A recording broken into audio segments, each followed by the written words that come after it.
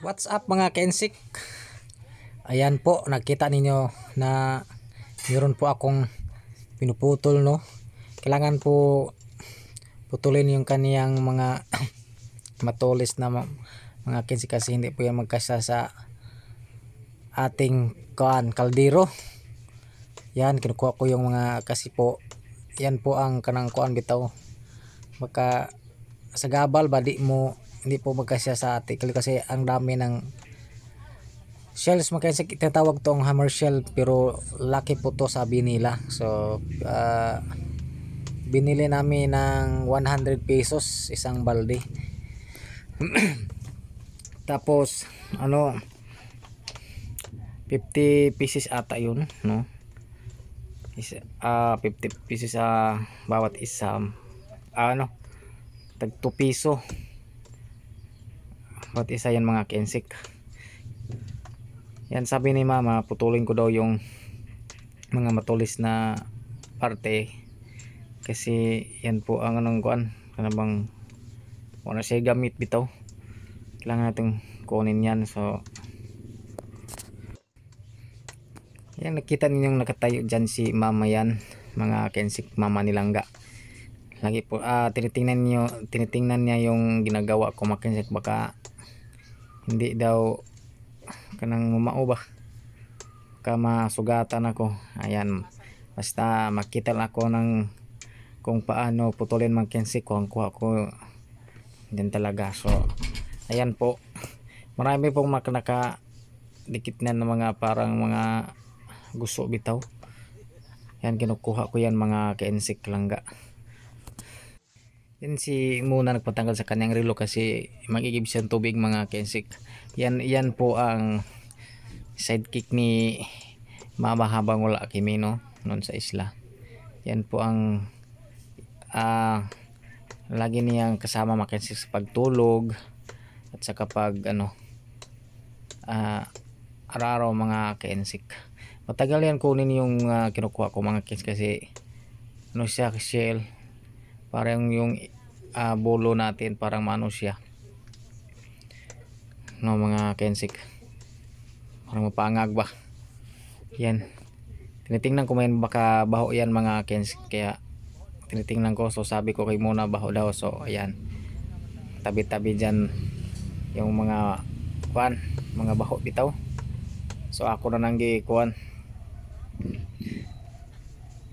Yes, sabi naman ni mama kailangan mo ka ng kuan, kumahayang mo ng sundang kay pangag daw, kaya gihayang ko naman. No, so ubusin ko yan lahat mga kensik Langga. Yan, kukuha na ni muna yung maliit na balde mga kensik kasi yan po ang lagyan na sa pag magkuha sa tubig sa tabay, kasi may tabay doon sila na timba-timba ba. Yan, so tingnan ni mama lahat to, yung yan yung shells na ina-arrange ko mga kensik, baka hindi magkasya kasi marami pa doon na sa balde, kaya kailangan natin ng i-plaster ng maayos ba. Yang matulis na parte mga kensik yan po ang hindi makakasya sa kuan kaldero natin. Kaya siya kanang kung sa Bisaya pa samo kayo. Ang sarap ng kuan mga hammer shell mga kensik Langga. So ayan, nung kami ay umuwi si Langga nung nang pista, ayan, hindi namin pinabayaan ako nila mga kensik kumakain. Ngayon parang akong na tagbaw na ba, parang umay na ako sa niya. Yan, pero kunti lang kinakain ko dyan mga parang na sa kuan ko kanang sa ginawan ko ba, pag na tagbaw na jud ko. So, pero mukaon gihapon ko pero di na kayo mga kensik. Nung una parang akong hangol-hangol ba, ang sarap naman jud.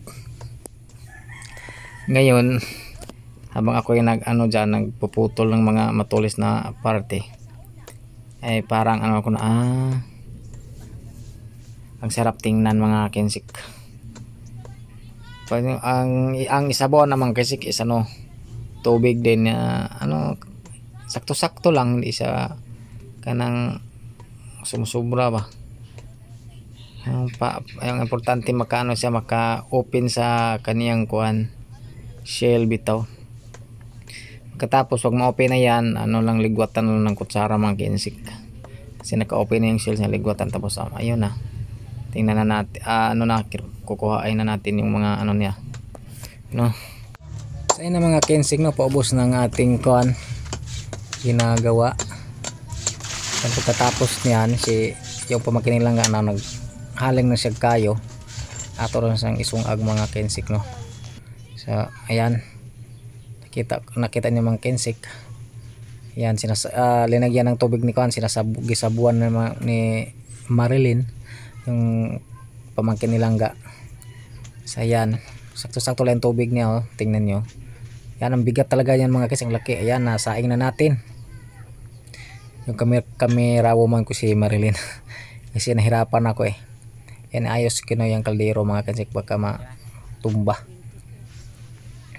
So ayan, sintayin na natin ng maluto mga kensik, no, hanggang kumukulo siya. Tingnan natin, baka pag sa tingin natin ma-open na siya, walang problema. Ayan, pakita ko sino mga kensik. Ayan, so sakto lang yung tubig niyan mga kensik.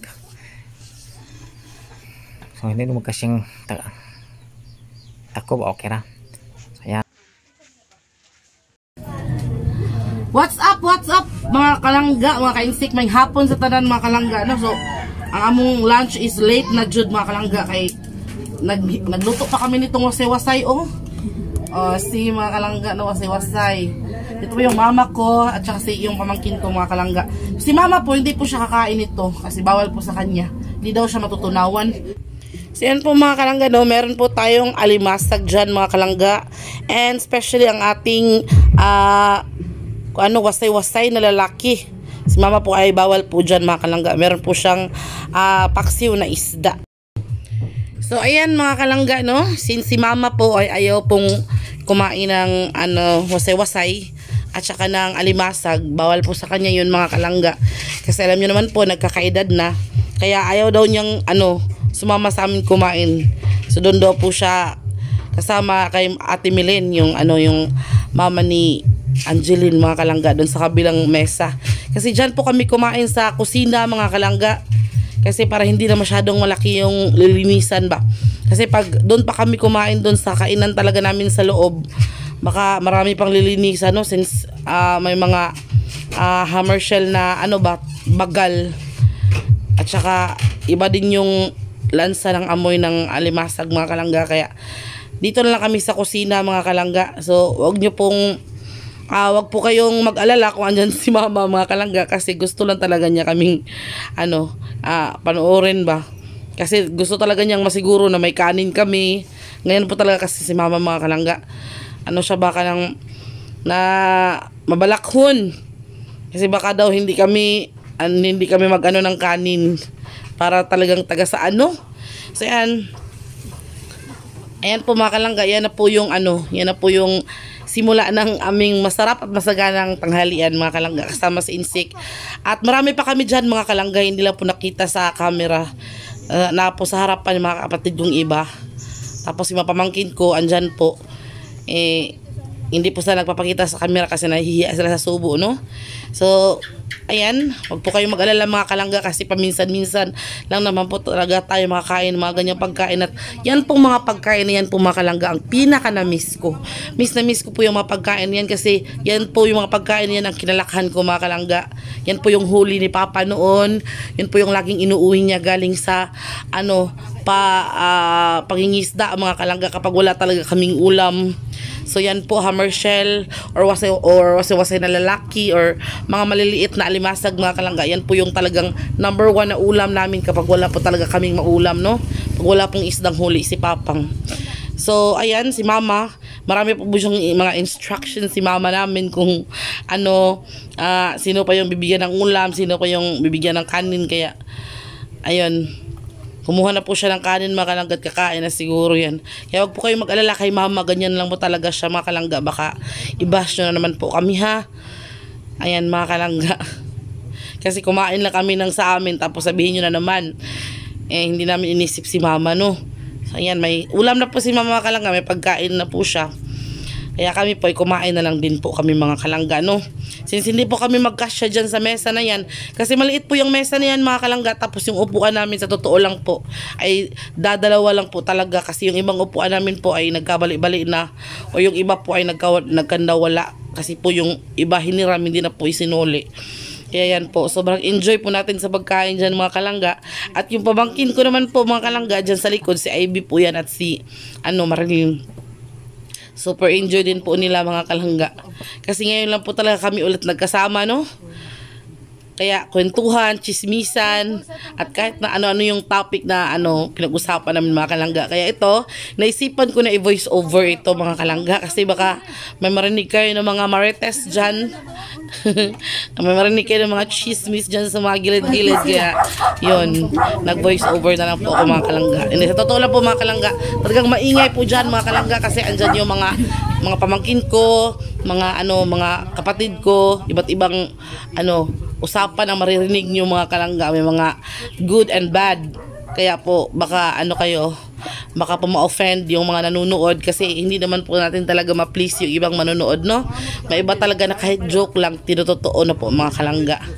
So yan po yung aming kusina mga kalangga. Sa totoo lang po mga kalangga ay napakasira na po niyan ang aming kusina mga kalangga. Yung ibabaw niyan ay trapal lang po yung bubong. Pero kontento na kami mga kalangga kasi si mama po yung nakatira dyan, at as long as hindi po siya nauulan na ng sobra talaga no. Kaya naisipan namin ni Insik na balang araw mapapaayos din namin yan mga kalangga, kasi maayos naman talaga yung bahay niyan mga kalangga, kung hindi lang talaga dumating yung bagyong Odette no.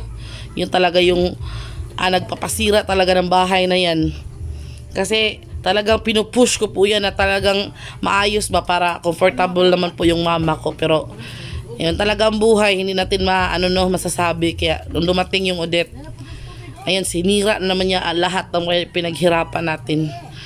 Pero like what I've said, ganun po talaga ang buhay. Siguro po yung nakatakdang mangyari sa mga araw na yun mga kalangga. Kaya pinagpasalamat na lang din po natin na healthy at ligtas ang lahat. Wala pong nasaktan sa bagyo na yun, kahit nasira yung bahay, kahit wala nang natira sa bahay po mga kalangga no. So ayan, nakikita nyo po marami po talaga kaming mga bata dyan no. Pero alam nyo po mga kalangga, nakakamiss yung ingay at gulo ng mga bata, ng mga pamangkin, ng mga apo ko. Sobra talagang nakakamiss. So ayan mga kalangga no, si mama po dyan ay nakikichismis pa talaga.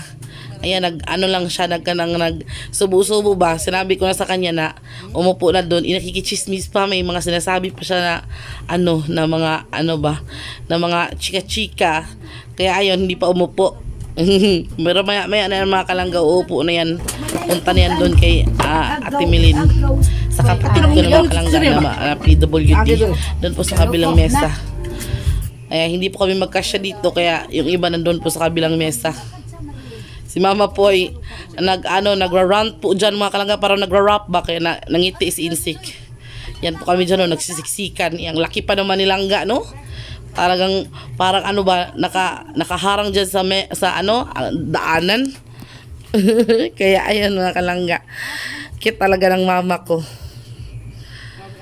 Ayan, sinabihan ko po siya dyan mga kalangga na kumain na, kasi nagchichika-chika pa.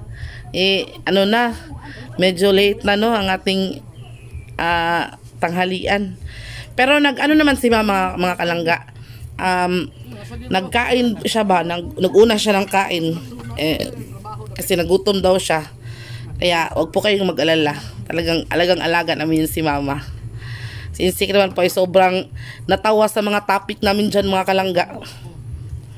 Yan, nakita ko po dyan na kahit maliit yung alimasag ba ay mataba. So hindi pala talaga sa laki ng hindi pala talaga sa laki ng katawan na babasi yung yung laman no. Kaya ayun, sobra ko talagang pinagpasalamat ng mga araw na yun mga kalangga, na nakasama ko yung pamilya ko, sa mga tao pong tumulong sa amin para makauwi po kami ng Bohol, sa lahat po naman nagpe-pray at nanonood ng aming video na no skipping ads mga kalangga, tinulungan po nila kami para po talagang matupad yung ating mga pangarap no, na makasama si mama sa mga araw na yan. Mga pamangkin ko, mga kalangga, mga kapatid ko, yun po yung pinaka the best treasure po sa buhay ko mga kalangga. Yan po yung pinagpasalamat ko sa Diyos na talaga nakasama ko sila sa mga panahon na yan. Diba mga kalangga, no? There's, ano ba yung English nung nagko-comment dito mga kalangga. So ayun mga kalangga, no, habang kumakain po tayo mga kalangga, ang sabi nga po dyan ni Alea Lee, mga kalangga, no? Comment niya po dyan ay, there's no place like home. So, totoo po yun mga kalangga. Wala po talagang masihigit pa sa ating kinalakhan at ang ating tahanan mga kalangga. No? Doon po tayo nakakahanap ng peace of mind, happiness sa ating mga buhay. Special shoutout po tayo mga kalangga. Special shoutout to Ma'am Josephine. Hello to Ma'am Josephine sa napakabait at napakagandang ma'am na nakilala po namin in SIC mga kalangga. No, thank you to you sa napaka-humble at napakagandang kalooban ni Ma'am Josephine. Thank you po sa inyo ma'am. And to Ate Yumi Kawi, hello. To Ma'am Angie Cons, to Ma'am Popoy Rufino, hello po sa inyong lahat. To Ma'am Adelina Felices Ibanez, hello po sa inyong lahat po mga kalangga. Special shout out to Aklanon sa London. And shout out sa Molas family sa London. Hello po sa Molas family na nasa London po. From Aklanon sa London mga kalangga. Special shout out din po sa lahat ng mga taga-subaybay. Shout out to Sir Malilabaw, hello sa ating mga bagong subscriber mga kalangga, no? Thank you po sa inyong pagsubaybay po lagi sa aming mga vlog ni Insik mga kalangga. Mula po umpisa hanggang sa ngayon, talagang tinutulungan nyo po kami, pamilya mga kalangga, no? Sa mga mabubuting loob na nagbibigay ng or nag-share ng kanilang blessings. Thank you po talaga sa inyo. Kahit hindi nyo po kami kilala ay talagang binigyan nyo po kami ng importance, no? At dahil doon ay napaka-bless po namin mga kalangga. Thank you po talaga sa inyo. Shout out to Rosin 11 or Jelly Rose Asgara.